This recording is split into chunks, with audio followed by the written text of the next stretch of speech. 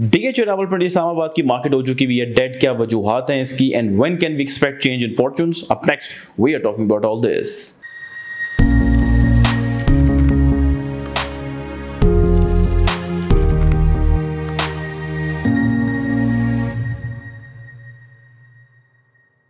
Welcome to another production of property Gupshup. Eid ul Azha के बाद हमने नोटिस करना शुरू कर दिया कि मार्केट में जो बायर्स का इंटरेस्ट है वो डे बाय डे फेड हो रहा है। उसकी सबसे बड़ी वजह जो थी वो सेक्शन 7 ही यानी कि डीम रेंटल इनकम टैक्स था, जिसके मुताबिक आपने फेयर मार्केट वैल्यू का 1% जो है वो डीम रेंटल इनकम टैक्स जो है वो गवर्नमेंट पाकिस्तान को यानी कि FBR को जो है वो अदा करना है। ठीक है, रिगार्डलेस कि आपकी प्रॉपर्टी कंस्ट्रक्टेड है या नहीं, आपने ये टैक्स जो है पे करना है। अगर उसकी वर्थ 2.5 करोड़ से ऊपर है, फर्स्ट प्रॉपर्टी जो थी जिसमें आप या तो कारोबार कर रहे थे या आप रह रहे थे, उसको जो है इस टैक्स में से एग्जेम्प्ट कर दिया गया था। वैसे तो लॉ लास्ट ईयर ही बन गया था, इनकम टैक्स ऑर्डिनेंस 2001 को अमेंड करके उसमें ऐड कर दिया गया था सेक्शन 7 ही, लेकिन मुख्तलिफ सूबाई अदालतों में इसको चैलेंज कर दिया गया। तो फिर टैक्स जो था बेसिकली इन्फोर्स नहीं था, लेकिन अभी रिसेंट जो गवर्नमेंट ने बजट प्रेजेंट किया जिसमें इस टैक्स को इन्फोर्स किया गया, ठीक है, तो मार्केट ने जो है वो एक टर्न ले लिया टूवर्ड्स द डाउन साइड और इन्फोर्स इस तरह किया गया कि अगर आपने टैक्स पे नहीं किया हुआ तो आप अपनी प्रॉपर्टी को ट्रांसफर किसी के नाम नहीं करवा सकते, यानी कि इफेक्टिवली आप उसको नहीं बेच सकते। इवन डीएचए जो है हेड ऑफिस में जब ट्रांसफर हो रही थी तो डीएचए भी मांग रहा था कि आप सर्टिफिकेट नहीं किया है कि आप या तो प्रूफ करें कि आप क्यों एग्जेम्प्ट है इस टैक्स से, ठीक है, क्योंकि उसमें कुछ कैटेगरीज थी इंडिविजुअल्स की, जैसे शोदा जो थे उनकी फैमिलीज, उनकी प्रॉपर्टी जो थी वो एग्जेम्प्टेड थी इस तरह के टैक्स से। तो या तो आप प्रूफ करेंगे कि जी मैं एग्जेम्प्टेड हूँ and give a good reason for that, या आप इस टैक्स को पे करें अगर आपने नहीं पे किया और प्रूफ इसका लेके आए तो हम आपका प्लॉट जो है वो ट्रांसफर करेंगे। ठीक है, so sentiment took a bad hit because of section E जो इन्फोर्स किया गया। सेकंड जो है I believe is not that big a deal, but still I would mention it कि जो एडवांस टैक्स की शरह थी वो 2% से 3% कर देगी फॉर फाइलर, और नॉन फाइलर के लिए 10.5% जो है वो कर देगी। थर्ड जो फैक्टर था वो जो पाकिस्तान डेमोक्रेटिक मूवमेंट की एडमिनिस्ट्रेशन थी उसको वो डिसॉल्व होती है और केयर टेकर सेटअप जो है वो ओथ लेता है। और सबसे इम्पॉर्टेंट इसमें इशू ये था कि nobody knows even right now, I don't know, you don't know, nobody knows कि केयर टेकर सेटअप जो है ये कब जाएगा और कब इलेक्शंस कराएगा। There are talks in the market कि 2 साल तक ये केयर टेकर सेटअप रहेगा, ये कोई टेक्नोक्रेटिक गवर्नमेंट है। फिर फरवरी मार्च की भी बातें चल रही हैं, कोई अक्टूबर नवंबर की भी जो है बातें कर रहा है। सो इन्वेस्टर्स एंड बायर्स जिन्होंने करोड़ों रुपया लगाना होता है मार्केट में, रियल एस्टेट मार्केट में, उनको अनसर्टेनिटी जो है वो बिल्कुल अच्छी नहीं लगती। बेशक बुरी खबर हो लेकिन सर्टन हो, people adjust to it with time, लेकिन uncertainty nobody likes it, whether genuine buyer हो या आपका इन्वेस्टर हो। सो ये सारी चीज़ें जो हैं उन्होंने मिक्सअप होके मार्केट को काफ़ी ज़्यादा जो है सेंटिमेंट को बैड हिट किया। और उसमें एक और चीज़ मैं ऐड करना चाहता हूँ कि इस वक्त जो इंटरेस्ट रेट है, पॉलिसी रेट है, वो हिस्टोरिक 22.5% के ऊपर मौजूद है। And I know that there are scores of people, tens of thousand of people out there, मैं बहुत कम फिगर ही बोल रहा हूँ, it must be way more than that, जिन्होंने बैंक्स में जो है अपने पैसे रखे हुए रादर देन कि हम रियल एस्टेट जो है परचेज करें।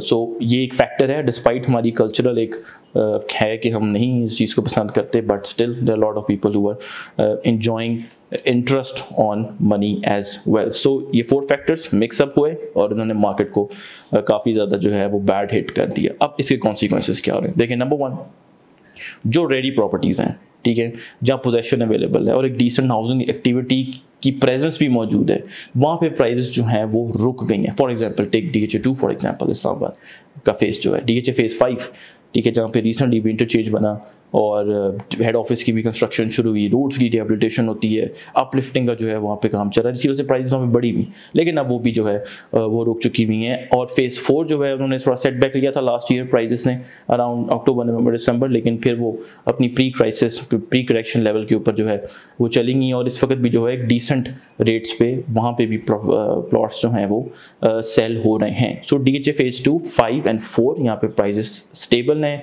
आपका प्लॉट अच्छा है, it will still sell at strength. ठीक है, अगर कहीं आपको अच्छी डील मिलती है, विच इज़ वेरी लाइकली कि आपको अच्छी डील मिले, तो आपको कोई 5-10 लाख रुपए सस्ती चीज़ भी यहाँ पे मिल जाती है। जो दूसरे फेजेस हैं जिन्होंने बहुत ज़्यादा I can even go on to say कि लिटरली क्रैश हो गए हैं वो, ठीक है, वो DHA फेज 3 आर्मी एलोकेशन है, DHA फेज 3 न्यू पिंडी का सेक्शन है। इनफैक्ट मार्केट में तो आपको बायर ही नहीं मिलेगा न्यू पिंडी का, इस वक्त DHA वैली है और DHA फेज 6 है। जैसे उसके अगले सेक्टर्स हैं B3, C1, C2, C3 extension, जहाँ पे आप कह रहे हैं कि हम सेफली कह सकते हैं कि उनकी मार्केट पिछले 2 माह में क्रैश हो चुकी हुई है। ठीक है, अब क्रैश होने का मतलब ऑब्वियसली नहीं है कि प्राइस 0 पे आ चुकी है, इसका मतलब है देयर इज नो बायर। ठीक है, और रेट्स जो हैं वो थोड़े बहुत पहले तो और कम आए हुए थे और कम जो हैं वो हो चुके हैं। ठीक है, नाउ अब आपने इसमें क्या करना है, let me tell you a story. Last year around October, November, December, when market was sentiment was very sour, जैसे अभी है। ठीक है, तो अभी we used to give very good deals to people कि यार आप ये देखें कि ये प्लॉट जो है वो पहले इस रेट पे बिक रहा था, अब इस रेट पे बिक रहा है, ग्रैब दिस अपॉर्चुनिटी। ठीक है, लेकिन हमारा एक परसेप्शन जो है वो होता है कि यार इसकी तो वर्थ इससे भी कम है। तो उसका नुकसान क्या होता है? नुकसान ये होता है कि 5 से 6 माह बाद जब मार्केट नॉर्मलाइज हो जाती है, बायर्स की एक्टिविटी जो है वो दोबारा रिज्यूम हो जाती है, तो प्राइस ऊपर चली जाती है, चीज़ आपके हाथ से जो है वो निकल जाती है। And I no a lot of people जिनके साथ मेरा अपना इंटरेक्शन था, who missed out on a lot of these opportunities. उनको हम सस्ती चीज़ों से वो ऑफर कर रहे थे। ठीक है, अभी भी सेम सिचुएशन, ये सिचुएशन परमानेंट नहीं है। It's not going to stay here for years and years to come. It's not going to be like that. ठीक है, मे बी 6 months, जिसके बाद मार्केट जो है वो ईजी हो जाए। अभी हम रिसेंटली देख रहे हैं कि जिस तरह हमने डॉलर का देखा है कि वो 335 तक जो है वो गया हुआ था। Right now as we speak 304, 305 पे है। It's coming back. रिफॉर्म्स जो है वो गवर्नमेंट कर रही है। मार्केट सेंटिमेंट जो है, I believe that there are hints out there कि प्रोबेबली सेंटिमेंट जो है वो बेहतर हो जाएगा। आई एम नॉट सेइंग कि यहाँ पे जो चीज़ आपको फॉर एग्जांपल ओवरसीज सेक्टर के में आपको 3.5 करोड़ की मिल रही है, ठीक है, एक हाइपोथेटिकली स्पीकिंग वो कोई 4 करोड़ या 4.5 करोड़ जाएगी। I am not saying that, I am just saying कि जो अभी आपको अच्छी चीज़ सेलर दे रहा है, आपको neat and clean deal, transparent dealer भी दे रहा है because of the situation of the market, आप इसका फ़ायदा उठाएं। बिकॉज 6 months फ्रॉम नाउ आप इस चीज़ का फ़ायदा जो है नहीं उठा सकेंगे, क्योंकि एक्टिविटी अपने नॉर्मल ट्रेंड्स पे रिज्यूम हो जाएगी। Nothing stays down forever. This is the rule of the market. जो मर्जी मार्केट हो, nothing stays down for ever.